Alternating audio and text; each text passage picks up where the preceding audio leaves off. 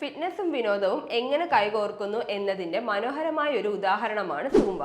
Zumba വെറുമൊരു നൃത്തമല്ല, ഒരു global fitness പ്രതിഭാസമാണ്. 1990കളിൽ കൊളംബിയൻ നർത്തകനും നൃത്ത സംവിധായകനുമായ ബീറ്റോ പേഴ്സ വികസിപ്പിച്ചെടുത്ത സൂംബ ലാറ്റിൻ പ്രചോദിത സംഗീതവും നൃത്ത ചുവടുകളും എയറോബിക് വ്യായാമവുമായി സംയോജിച്ചതാണ്. സൽസ മുതൽ റിക്ടൺ വരെ, കുംബയ മുതൽ ഹിപ്പ് ഹോപ്പ് വരെ എല്ലാ പ്രായത്തിലുമുള്ള ആളുകൾക്ക് രസകരവും എളുപ്പവും ചെയ്യാവുന്നതുമായ ഉയർന്ന ഊർജ്ജമുള്ള കാർഡിയോ വർക്കൗട്ട് സൂംബ വാഗ്ദാനം ചെയ്യുന്നു. ഇന്ന് 180ലധികം രാജ്യങ്ങളിൽ സൂംബ ക്ലാസുകൾ നടക്കുന്നു.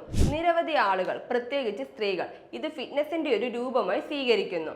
എന്നാലും എല്ലാവരും സൂംബയെ പോസിറ്റീവായി കാണുന്നില്ല. മുസ്ലിം സംഘടനകൾ സൂംബയെക്കുറിച്ച് ആശങ്കകൾ പ്രകടിപ്പിച്ചിട്ടുണ്ട്. പ്രത്യേകിച്ചും പബ്ലിക് പ്ലേസ് അല്ലെങ്കിൽ മിക്സഡ് ജെൻഡർ ഉള്ള ഇടങ്ങളിൽ ചലനത്തിലും വസ്ത്രധാരണത്തിലും മാന്യത, പുരുഷന്മാരുടെയും സ്ത്രീകളുടെയും സ്വതന്ത്രമായ ഇടപെടൽ ഒഴിവാക്കൽ, പ്രാദേശിക സംസ്കാരങ്ങളിലും മൂല്യങ്ങളിലും പാശ്ചാത്യ സ്വാധീനത്തെക്കുറിച്ചുള്ള ആശങ്കകൾ എന്നിവയൊക്കെയാണ് ഇവരുടെ പ്രധാന ആശങ്കകൾ.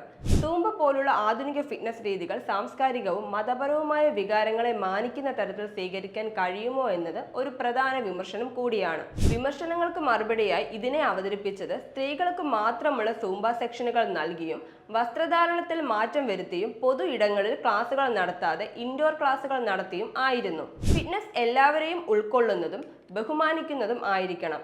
ആരോഗ്യം നിലനിർത്താൻ സാംസ്കാരികമായി സ്വീകാര്യമായ വഴികൾ കണ്ടെത്തേണ്ടത് അത്യാവശ്യമാണ്.